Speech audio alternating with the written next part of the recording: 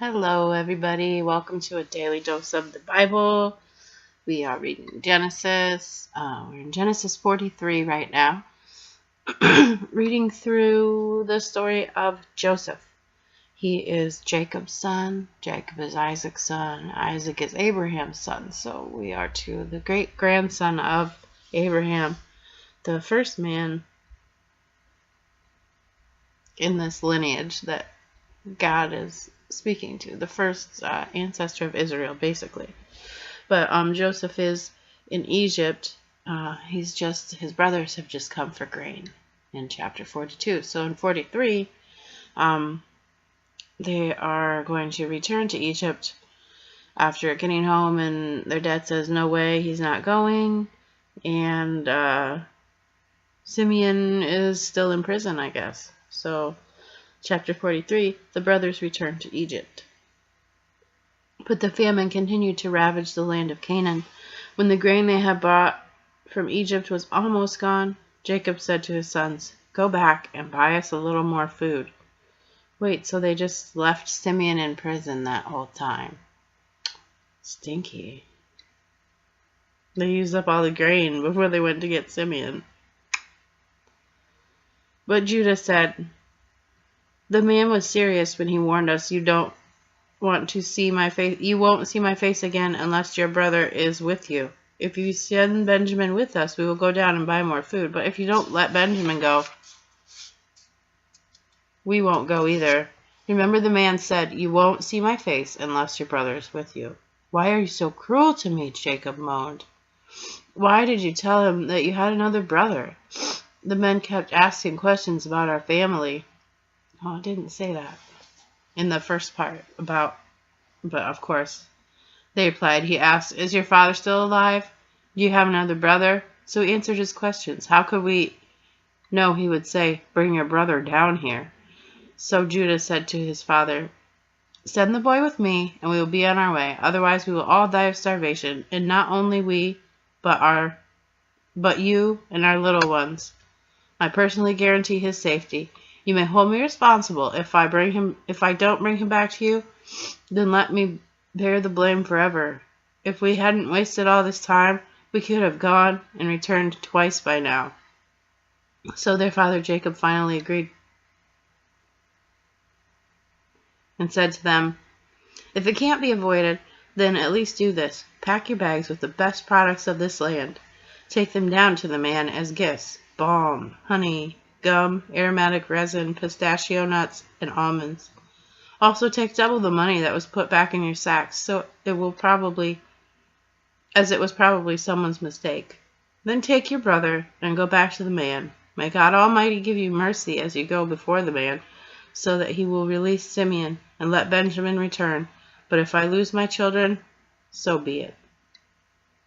So the men packed Jacob's gifts and double the money and headed off with Benjamin.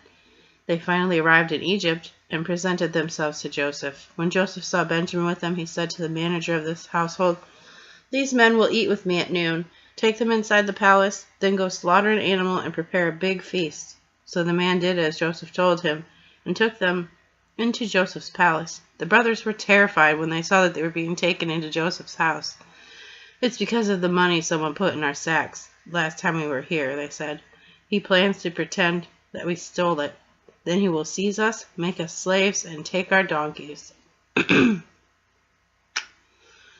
Oh, Jacob, trusting in the Lord will get you far. But, yeah.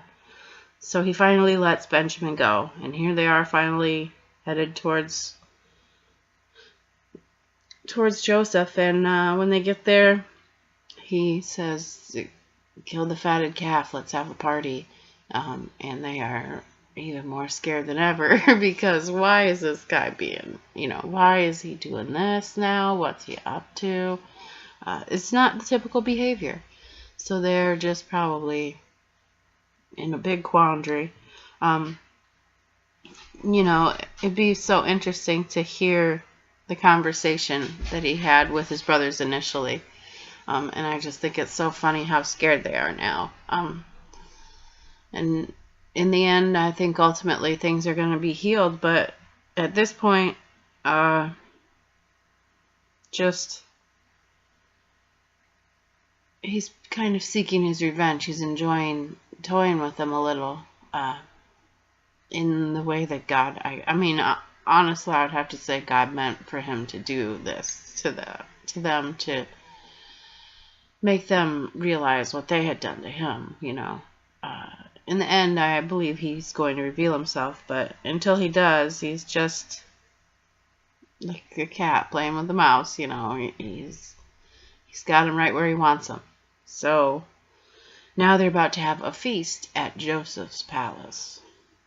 The brothers approached the manager of Joseph's household and spoke to him at the entrance to the palace. "Sir," they said, "we came to Egypt once before to buy food, but as we were returning home, we stopped for the night and opened our sacks.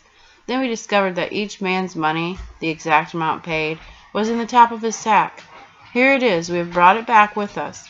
We also have additional money to buy more food. We have no idea who put our money in our sacks." "Relax, don't be afraid," the household manager told them. "Your God, the God of your father, must have put that treasure into your sacks. I know I received your payment." Then he released Simeon and brought him out to them. The manager then led the men into Joseph's palace.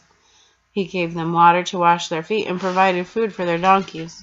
They were told they would be eating there, so they prepared their gifts for Joseph's arrival at noon. When Joseph came home, they gave him the gifts they had brought him, then bowed low to the ground before him. After greeting them, he asked, "How is your father, the old man you spoke about? Is he still alive?" "Yes," they replied, "our father, your servant, is alive and well." They bowed low again. Then Joseph looked at his brother Benjamin, the son of his own mother. "Is this your youngest brother, the one you told me about?" Joseph asked. "May God be gracious to you, my son." Then Joseph hurried to the room.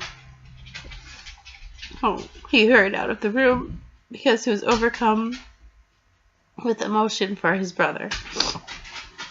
He went into his private room where he broke down and wept.